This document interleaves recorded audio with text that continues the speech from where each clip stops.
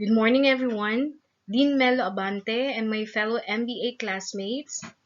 Today, our group will present the last chapter, chapter 15, which is about managing international information system.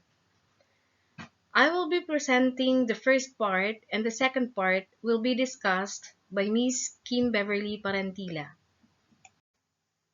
But before I proceed with this main topic, allow me first to give you the intended learning outcomes or the objectives of this chapter.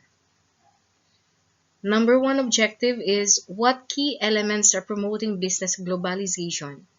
Two, what alternatives exist for growing international businesses.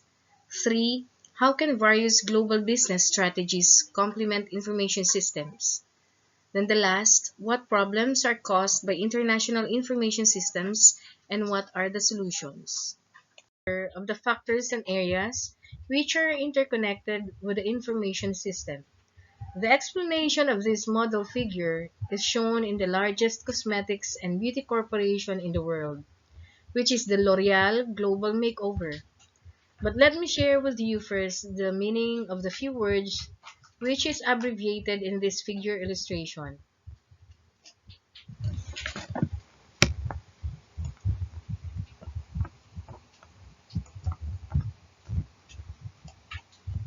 The SAP,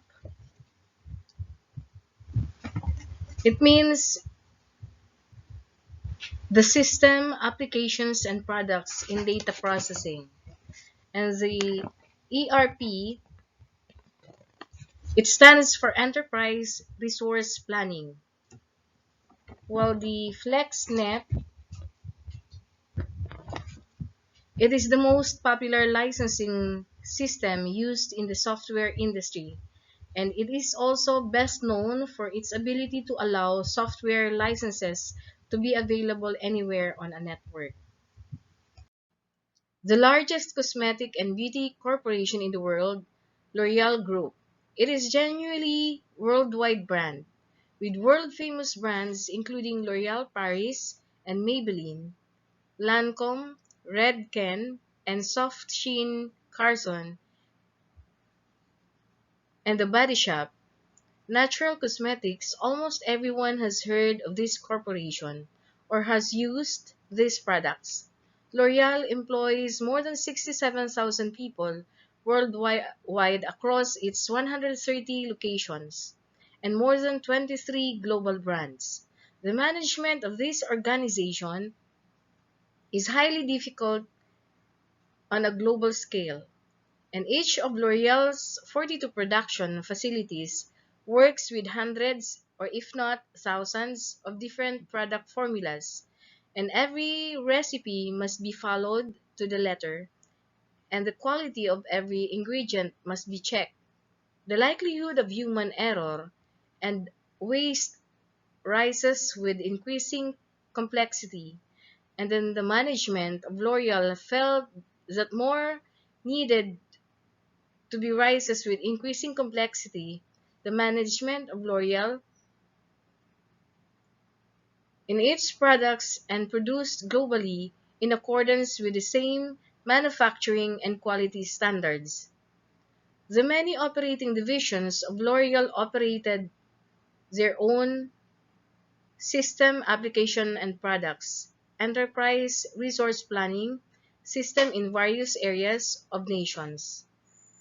These many systems needed to be standardized and integrated in order to accomplish the objective of worldwide product homogeneity, and it was thought that adapting best practice procedures across the entire organization would increase productivity, quality, and safety. Management, however, committed large resources to charge management and fostering knowledge sharing across geographical and cultural boundaries because it was aware that this level of organizational transformation necessitated adjustments in employee behavior. For each or it maintains business processes. Then the company designated a business owner who would work with each location's operations to identify improvements that needed by the made to be made and implement them. The system design and execution strategy for the solution would then be developed by the L'Oreal Information Systems, and using a core model that is duplicated at each location, L'Oreal was to construct a single global instance of SAP's ERP system and combine that with Apriso's FlexNet for operations management, a company's supply chain enterprise and all production operations can be coordinated with the FlexNet unified suite of manufacturing software applications, and which stands for Integrated Solution for Industrial System. It's the monikers L'Oreal gave to its new technology. Then the FlexNet controls and purchasing on the shop floor run. ISIS is operated by L'Oreal at its main data center in Montpellier, France, in addition, where it also stores the company's master data.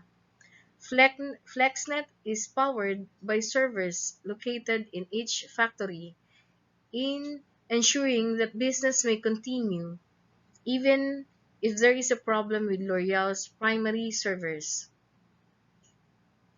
The labels also inform forklift operators which materials must be transported to the packaging station.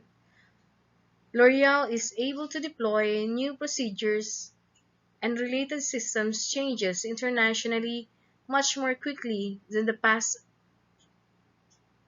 thanks to this level of centralization and global premises.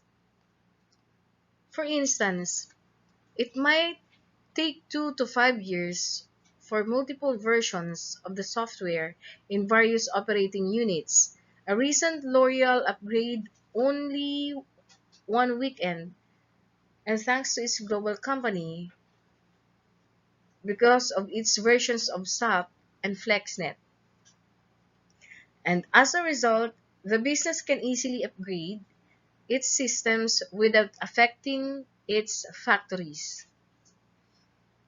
Some of the problem that genuinely global businesses must take into account if they want to function globally are highlighted by L'Oreal efforts to develop global production. L'Oreal has a huge number of operating units in several nations, like many other procedures, even though they were using SAP ERP software.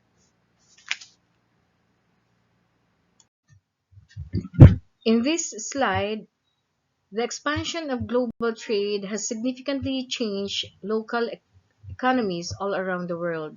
So in this figure, it shows the example of iPhone, which was created by Apple engineers in the United States, and it was produced in China using more than 100 high-tech parts acquired from around the globe. The flash memory and applications processor were provided by Samsung Electronics in South Korea, then one of the iPhone's primary suppliers, which is the STM Microelectronics, produces the accelerometer and gyroscope for the iPhone 4 in Italy and France. And AKM, which is semiconductor, produces the electronic compass in Japan. Infineon Technologies, based in Germany, provides chips that transmits and receive data and phone conversations. The touchscreen controller, moreover, is made by Texas Instruments, and the high-definition display panel is produced by LG Display in South Korea. Manufacturing and assembly are handled by Foxconn, a Chinese affiliate of Taiwan's Honhai Group. This chapter also explains how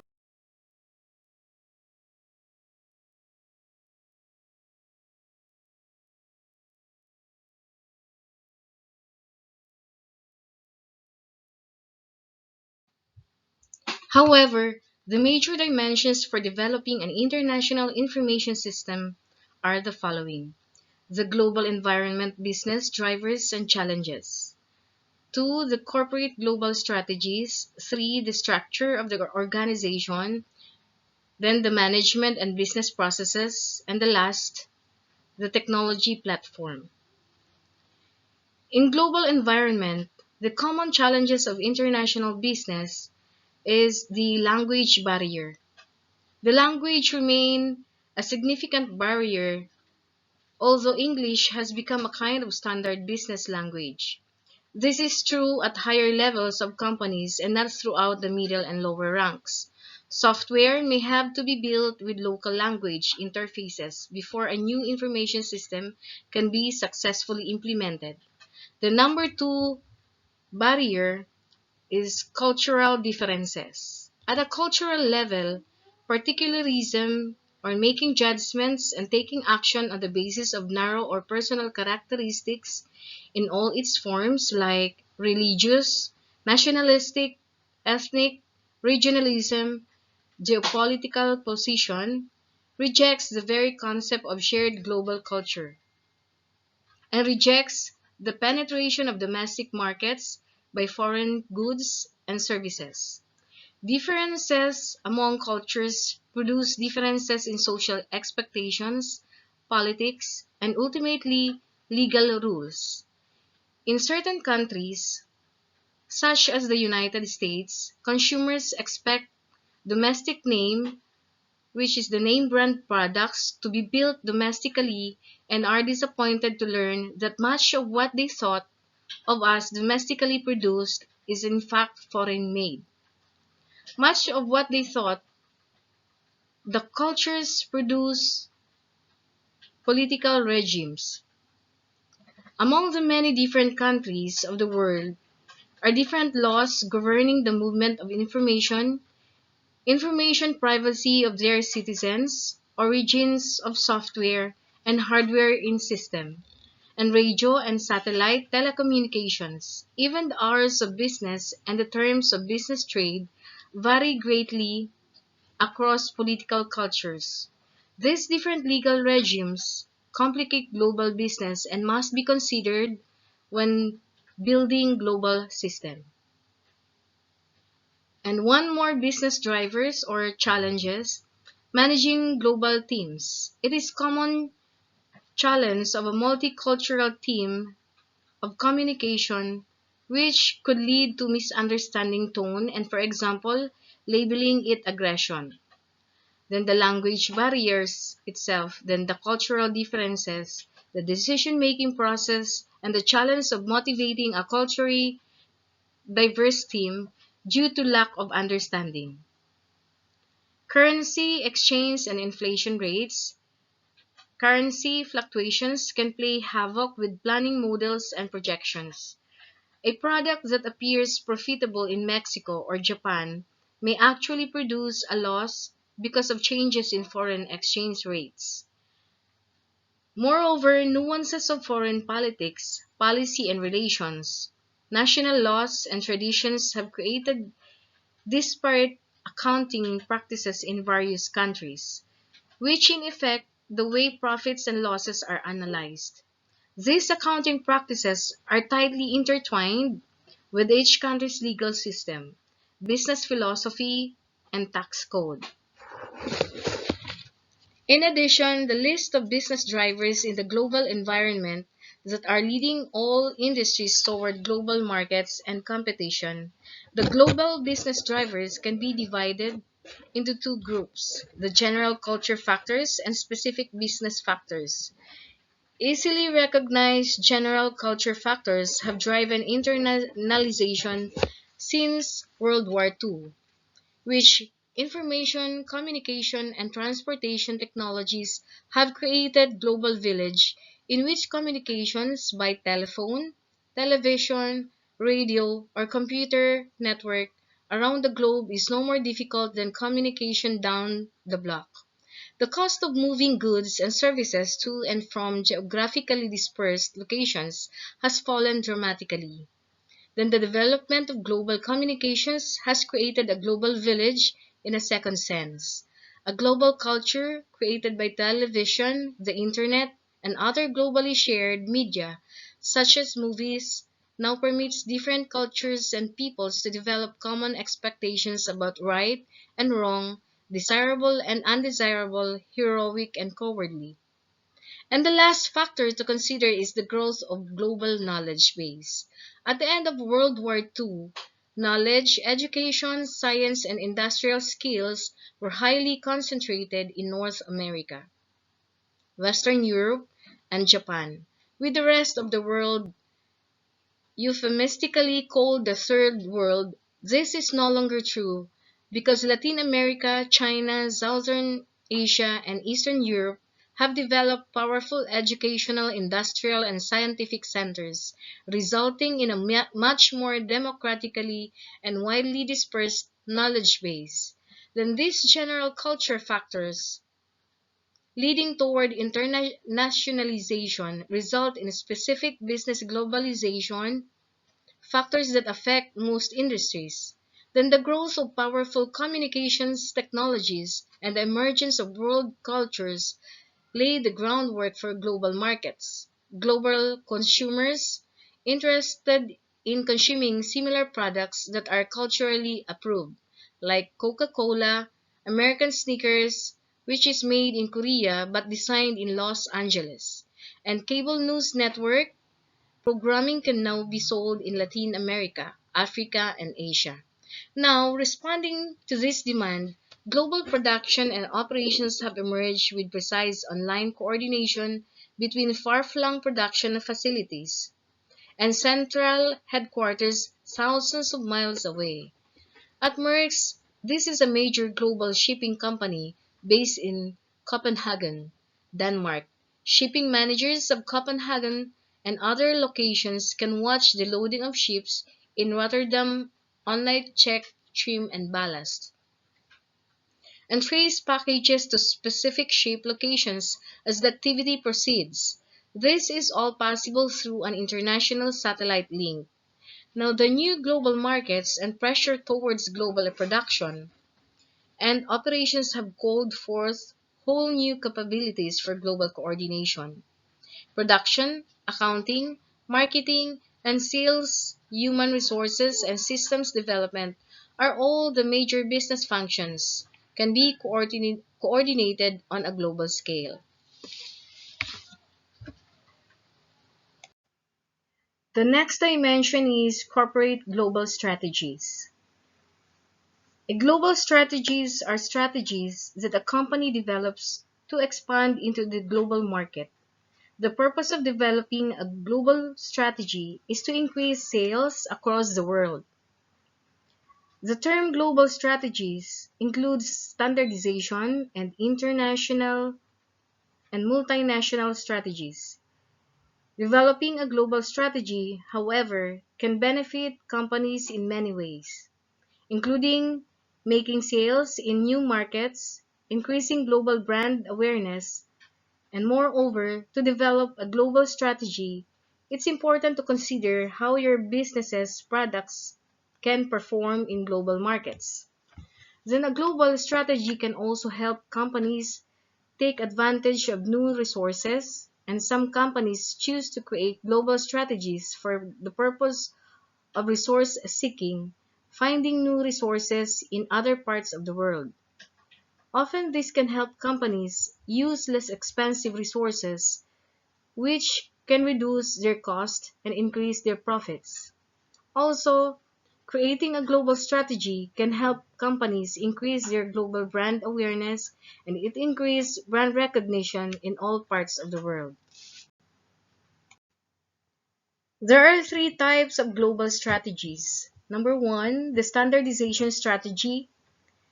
Two, international strategy. And three, the multinational strategy. Standardization strategy is a strategy that a company develops to expand its operation into the global market. In standardization, a company sells the same products in every location. Some of the benefits of a standardization strategy is characterized by keeping control centralized rather than delegating decisions to local markets. And the sample of standardization strategy is that let's imagine that we want to create a standardization strategy for our luxury purse company. In this case, we would create a strategy to sell essentially the same purse or purses in every location. This would allow us to keep our products consistent across locations. And number two strategy is international strategy. It involves importing and exporting products. Using an international strategy can allow companies to work with foreign suppliers and sell to customers around the world. And the example for this is the strategy that using the same scenario, a company decided to create an international strategy for their luxury purse. They would still focus on their home country, but they would do the same business overseas. Like for instance, their physical production would still occur in their home country, but they could export some purses overseas. Then the last strategy is the multinational strategy. In multinational strategy, using a multinational strategy, the company can cater products to each individual local market. We can also have physical business locations and staff based in various locations. The example for this is let's consider that the luxury purse company wanted to create a multinational strategy. And here, in this strategy, a company could create different luxury purses for each locations they sell in. So this would allow the company to cater their businesses in different markets. The next dimension is the organization structure. It is the structure that entails the management hierarchy, which composed of the top management, middle management, tactical management, support staff, and staff employees, where they have the operating day-to-day operations. Then the information system hierarchy, which composed of strategic planning, management planning, and control. Then the MIS operational planning and control. Then the office automation and transaction processing. Number four dimension is the management and business processes. It is the method with which work method organized and coordinated and controlled. It is a business process which are also the flow of information sets of activities through the organization. Like for example, it includes processing, payroll, account payables, class registration, inventory, sales purchases, and many others. Then the last dimension is the technology platform. These are the hardware, software, database, and network. It makes up as the information technology platform. Information technology workers could then use these components to create information systems that watch over safety measures, risk, and the management of data. The third dimension is the organization structure. It is the structure that entails the management hierarchy, which composed of the top management like CEO, president, chairman, vice president, or the head of the department. Then the middle management, tactical management, support staff, and staff employees, which operates the day-to-day operation. Then the information system hierarchy, which composed of strategic planning, management planning, and the management information system operational planning and control. Then the office automation and transaction processing. Then the fourth dimension is the management and business processes. It is the method with which work method is organized and coordinated and controlled. These business processes are also the flow of information that sets of the activities through the organization. Like for example, it includes the processing of payroll, account payables, class registration, inventory management, sales purchases, and many others. Then the last dimension is technology platform.